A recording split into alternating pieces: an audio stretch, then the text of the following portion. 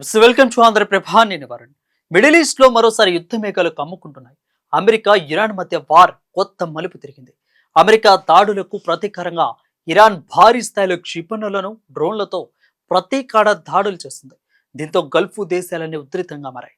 మరి ముఖ్యంగా Kuwait, Bahrain, జోర్డాన్లోని America సైనిక స్థావరాలే టార్గెట్ గా ఇరాన్ విరుచుకుపడటంతో హై టెన్షన్ వాతావరణం ఏర్పడింది. ఆ పూర్తి వివరాలేంటో ఇప్పుడు చూద్దాం.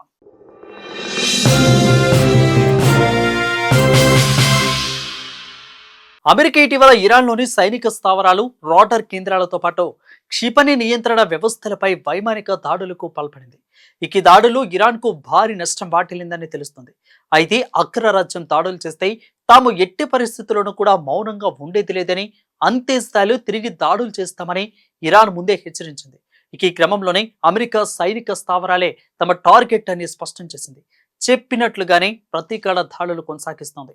కువైట్, బహ్రెయిన్ దేశాల్లో విస్తరించి ఉన్న దాదాపు 18 అమెరికా సైనిక స్థావరాలను టార్గెట్ చేస్తూ Iran Islamic revolutionary guards corps విరుచుకుపడింది. ఇరాన్ అకస్మాత్తుగా జరిపిన ఈ దాడుల్లో గల్ఫ్ రీజియన్ లో కలకలం చెలరేగింది. కువైట్ కు చెందిన అలీ అల్ సలేం, అదేవిధంగా Ahmed Al Jaber air base లను నాశనం కాగా ఇక అక్కడి ప్రభుత్వం అప్రమత్తమైంది.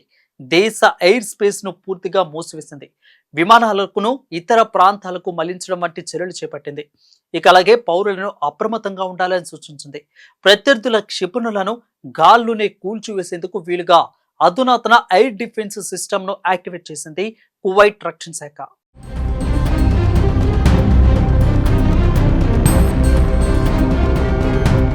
అలాగే బెహ్రెయిన్ లో ఉన్న అమెరికా 5వ నౌకాదళ కేంద్రాన్ని కూడా ఇరాన్ లక్ష్యంగా చేసుకుంది. షేక్ ఈసా ఎయిర్ బేస్ పై ఇరాన్ బాలిస్టర్ మిసైలు, డ్రోన్లతో దాడులు చేయగా అమెరికాకు చెందిన కమాండ్ సెంటర్స్, ఇక ఫైటర్ జెట్ హ్యాంకర్లో అలాగే డ్రోన్ స్థావరాలు భారీగా దెబ్బతిన్నాయని సమాచారం. ఇక జోర్డాన్లోని ఆల్ అజ్రాక్ ఎయిర్ బేస్ పై కూడా బాలిస్టిక్ క్షిపణులను ప్రయోగించినట్లు తెలుస్తుంది.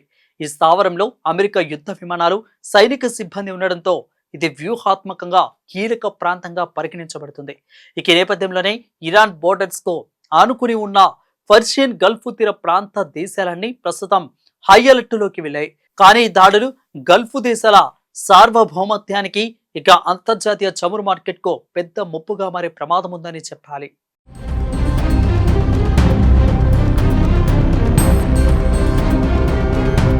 మరోవైపు అమెరికా కూడా ఏమాత్రం వెనక్కి తగ్గడం లేదు. ఇరాన్ ప్రతీకారాల దాడుల నేపథ్యంలో మరిన్ని సైనిక చర్యలు తీసుకునే అవకాశాలపై చర్చలు జరుగుతున్నాయని తెలుస్తుంది. ఇప్పటికే అమెరికా నౌకాదళం, విమానయాన దళాలను గల్ఫ్ ప్రాంతంలో మరింత బలోపేతం చేసినట్లు సమాచారం. ఈ మొత్తం పరిణామాల్లో అత్యంత కీలక అంశం హర్మోజ్ జలసంధి.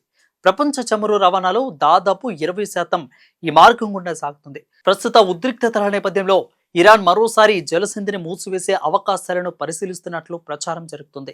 ఈ వార్తలు ప్రపంచ దేశాలను తీవ్రంగా కలవరపెడుతున్నాయి. ఒకవేళ హర్మోజ్ జలసంధిని ఇరాన్ మూసివేసి రవాణాకు ఆటంకం ఏర్పడితే అంతర్జాతీయంగా చమురు ధరలు మరోసారి భారీగా పెరిగే ప్రమాదం ఉంది. అంతేకాదు ప్రపంచ ఆర్థిక వ్యవస్థపై కూడా ప్రభావం పడే అవకాశం ఉంది. అయితే ఇక్కడ మరో ముఖ్యమైన విషయం కూడా ఉంది. అమెరికా, ఇరాన్ మధ్య ఉద్రిక్తతలు పెరుగుతున్నప్పటికీ పలు దేశాలు యుద్ధాన్ని ఆపేందుకు దౌత్యపరమైన ప్రయత్నాలు చేస్తున్నాయి. ఐక్యరాజ్య సమితి, యూరోపియన్ దేశాలతో పాటు గల్ఫ్ దేశాలు పరిస్థితిని అదుపులోకి తీసుకురావాలని పిలుపునిస్తున్నాయి. ఈ పరిస్థితుల నేపథ్యంలో ఇరాన్ ప్రతీకార దాడులు ఆగుతాయా? అమెరికా మరోసారి దాడులకు దిగుతుందా? ఈ ఉద్రిక్తతలు పెద్ద యుద్ధానికి దారితీస్తాయా అనే దానిపై యావత్తు ప్రపంచవ్యాప్తంగా ఉత్కంఠ నెలకొంది.